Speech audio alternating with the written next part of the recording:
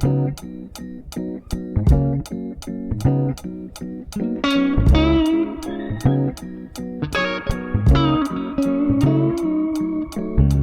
Gemini, welcome to your June 2024 horoscope. Honestly, I think June should feel a little bit less chaotic than April and May felt. Honestly, April and May were quite a lot. We had eclipse season, we had Jupiter entering your sign, and now June should feel a little bit more calm. We have Mars entering the sign of Taurus, so hopefully that action and drive and motivation will get a little bit of a rest, take a little bit of a chill pill.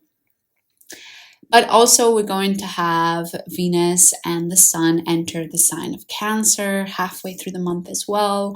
And hopefully that will also help bring a little bit more of a reflective, nurturing, emotional type of quality to the month as well. So at the end of May, we had Jupiter enter the sign of Gemini, your sign, enter your first house. So you're probably quite happy about that. Let me know in the comments if you've experienced any difference since the end of May, now that Jupiter is in your sign. But right away at the beginning of June, on June 2nd, Jupiter is going to trine Pluto. And this is a really interesting first transit that Jupiter will have in the sign of Gemini. It really brings up this idea that sometimes we are afraid of our own success. Sometimes we are afraid of the true power that we hold within ourselves, the true power and influence that we can have to change our life, to change other people's lives. This trine, however, can also bring up the idea that there are certain things we have to let go of in order for new, better things to come into our life as well. And I did a live detailing out Jupiter and Gemini for all of the 12 zodiac signs. So if you want a more in-depth analysis of that, I'll leave the video right here for you. But just for sort of the short June horoscope that we're doing here, you might be asked to let go of any beliefs that you have that are holding you back from becoming a new person, becoming the personality, the expression that you want to present to others. You know, I really see this, if I was to give an example, as this belief that, well, everybody in my family has always had bad teeth. And this trine between Jupiter and Pluto might really ask of you to analyze that belief. Is it really true? And do you need to let go of that in order to be able to step into a more confident self, to be able to present yourself in a way that you feel proud of and happy about to the rest of the world? So the majority of the other transits in the month of June involve the Sun and Venus. They're actually quite active during this month, especially Venus. Venus just whizzes past the sign of Gemini super quickly. So that's one thing that causes us to have so many transits with the Sun and Venus. And we start off these aspects with Venus and the Sun sextiling the North Node on June 3rd. Because Venus and the Sun are in your first house right now, you might be asked to examine what parts of your personality are holding you back from being courageous, from being independent, from doing things that are scary. If I had to give an example, this could be the idea that you perhaps are shy when you present yourself to others, that maybe you hold off from being the first one to start a conversation. And this is really holding you back. You're missing a lot of opportunities where you get to stand up for yourself. You get to put yourself in a good light. And this specific issue or something similar to it might come up again for you at the beginning of June. Just a day later, the Sun and Venus become conjunct in your first house. So I really see this day as if you did the courageous thing, if you were courageous and did the scary thing, I should say, that the conjunction with the Sun and Venus will, in a way, reward you, will bring some really nice benefits or consequences of the fact that you were courageous. And specifically, the benefit it will bring is it will make you even more courageous. It will make you even more confident and strengthen your personality and the way you show up in the world. And honestly, we're not done with your first house, Gemini. We have plenty more things coming up. Specifically, we have a new moon in your first house. We have a new moon in Gemini on June 6th. One thing to note about this new moon is that the Sun and Venus are very, very, very close to a square to Saturn. This square will be exact just a couple of days after the new moon. However, because they are applying to the aspect, they are getting closer towards it, not pulling away from it, you might still feel that restrictive Saturn energy. So it might not be a new moon that feels as expansive as others might. It might feel a little bit more restrictive. And honestly, Gemini, whenever I talk about Saturn, I share the advice not to become discouraged, which I know is easier said than done. But to remain open-minded, to remain curious of how can I still get to that end goal, but maybe get there through a different method or with using a different approach. And for you specifically, Saturn is in your 10th house. So there might be some restriction in your career or in the way that others perceive you. Maybe during this new moon, others might not perceive you in the best light possible. And again, as I said, the conjunction, the square with Saturn happens a couple of days later. So on June 8th, Venus squares Saturn, and just a little bit later on June 9th, the Sun squares Saturn. So you might be feeling this restriction building up and reaching a sort of crescendo around June 8th and June 9th. And one of the interesting things about around this whole period with the new moon, with the square with Saturn, is that during the same time, Mars enters Taurus. So Mars is going to enter your 12th house. And honestly, Mars in Taurus for all of the zodiac signs is going to mean slowing down a little bit. But especially for you, Gemini, because it's entering your 12th house, it might especially slow down your actions, your energy, your drive. You might feel a little bit more motivated to spend time internally, to spend time reflecting on your inner world. So especially, having that restriction, having Mars in Taurus, it might not be the best time to take any actions. It might instead be a good time to reflect, to take a break, to slow down, and just allow yourself time for the answer and the solution to come about in its own time. And Mars has one more aspect to go this month. So right as it enters Taurus, it moves a degree more into the sign of Taurus the next day.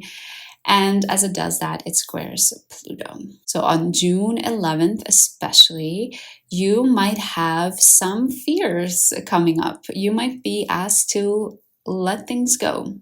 And specifically for you, again, Pluto is in your 9th house, so your beliefs are up for judgment again. And because we are talking about Mars squaring Pluto, Mars in your 12th house, it's almost as if, are there any beliefs that are holding you back from getting in touch with more of the spiritual side of life, getting in touch with the side of life that we don't see as physical, tangible things?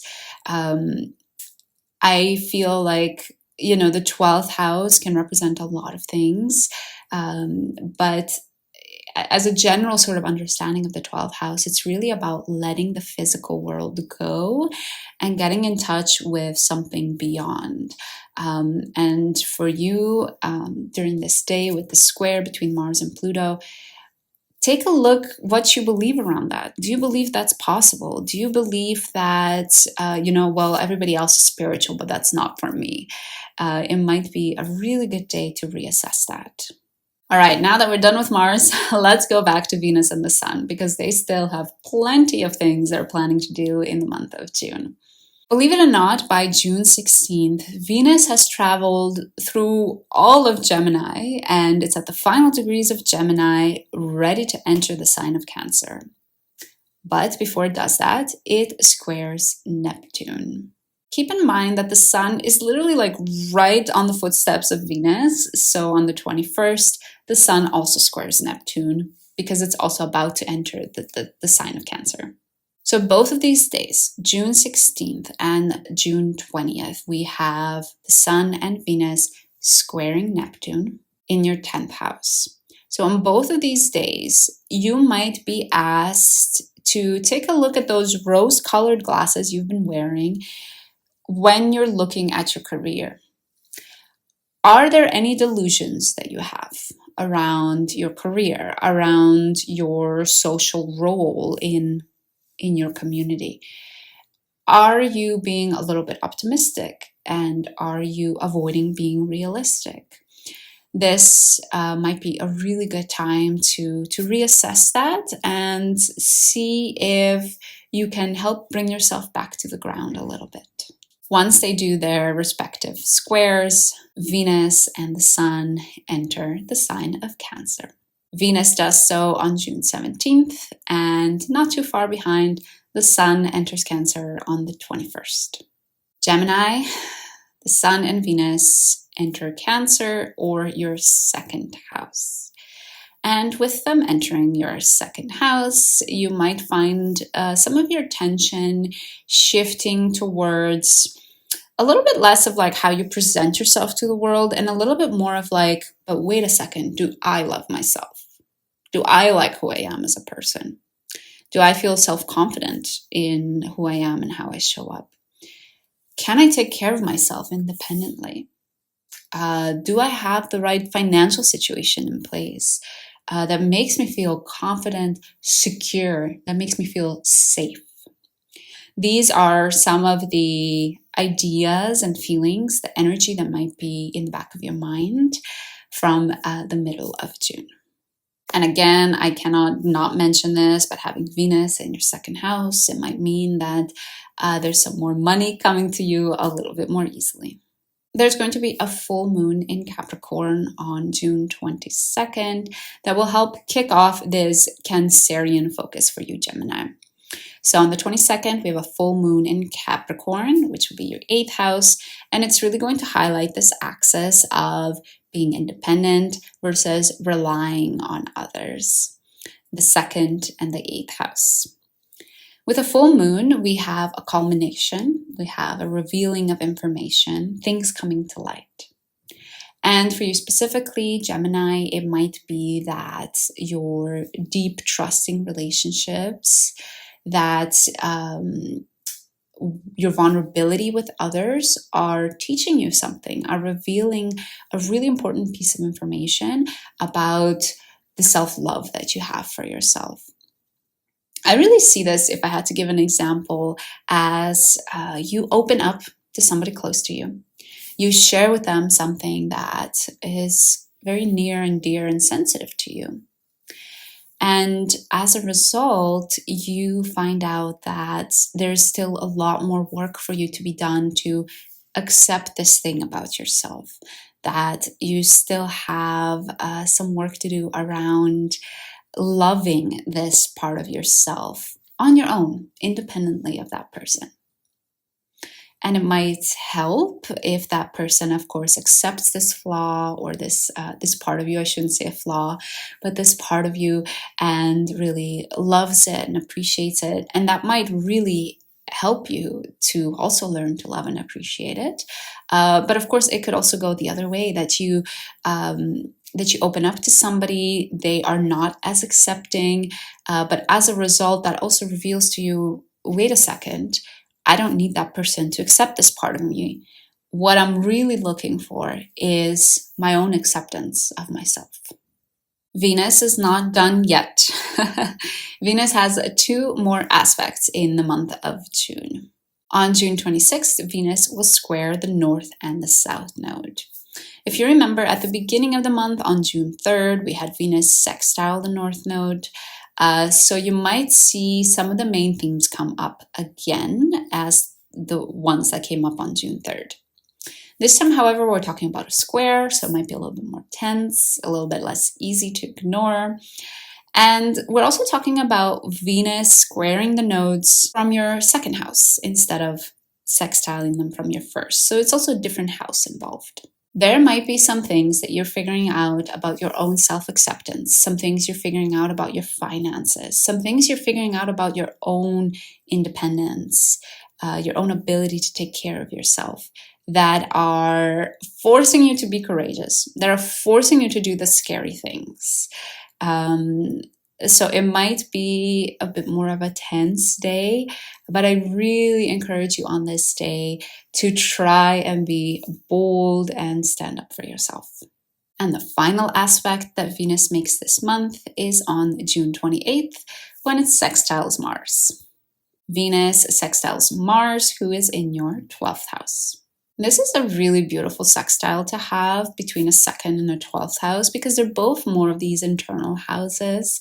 And I really see this huge theme for you working on your self-confidence and self-love for yourself, Gemini, as making it easier for you to also get in touch with the more spiritual side of yourself. You know, we often hear this idea that when we're at our lowest, then do we become spiritual. Then do we reach out and start to pray, or then do we start to ask for help and for forgiveness and for compassion. So with the sextile, with Venus and Mars, your second and your 12th house, I really see this as a wonderful opportunity that all of the internal work you've been doing, the compassion you've been showing yourself, is also making it easier for you to be compassionate towards the rest of the world, to get in touch with the love you have for everybody else, for humanity, for our planet, and to get in touch with more of that spiritual side of yourself as well. Haha, but wait, there's more, because the universe, the planets, saved the best for last, actually. We finish off the month on June 29th with Saturn going retrograde. I know. You didn't see that coming, did you? Unless you watched some other astrology forecasts, then you probably saw it coming. But yes, Saturn goes retrograde at the end of June. Saturn has been in Pisces, in your 10th house, Gemini, since March of 2023. And now at the end of June, up until November, it's going to go retrograde. So for these next couple of months, you are going to face situations that will ask you to reflect on your maturity in regards to your career, your maturity in regards to the role you play with the society around you, with the world around you. So yes, you have a couple of months to reflect. Afterwards, after November, when Saturn goes direct again, you will get a second chance to try things out again, to maybe change how you did things. So it's a great reflective period surrounding your career is coming up for you, Gemini. So wow, Gemini. I hope you're excited for June. You have a lot of things happening in your first house, so you're really going to be front and center. Don't be afraid to show up. Don't be afraid to be up front and center, to really show your leadership qualities and who you are. Be proud of being your own unique individual. And towards the second half of the month, really, really incorporate practices that allow you to love yourself, to have compassion for yourself, because I think that's going to feel really, really yummy towards the second part of the month. Thank you so much for watching, Gemini. I hope you have an amazing month of June. And I cannot forget, I'm doing a giveaway. When we reach 1,000 subscribers on this channel, I'm going to give one free reading away to one of you. So make sure you subscribed if you haven't yet. I hope to see you again soon.